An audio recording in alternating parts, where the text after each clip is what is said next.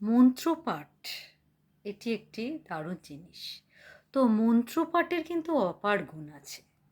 কোন সমস্যার ক্ষেত্রে কোন মন্ত্র পাঠ করতে হবে আসুন বন্ধুরা জেনে নিই।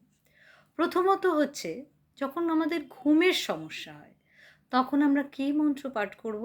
না, ওং নমঃ শিবায়। তারপরে যখন নেগেটিভিটি ঘিরে ধরে, আমাদের ভয় লাগে, সেই ভয় কাটানোর জন্য আমাদের মন্ত্র পাঠ করতে হবে ওং কাল ভৈরবায় নমঃ।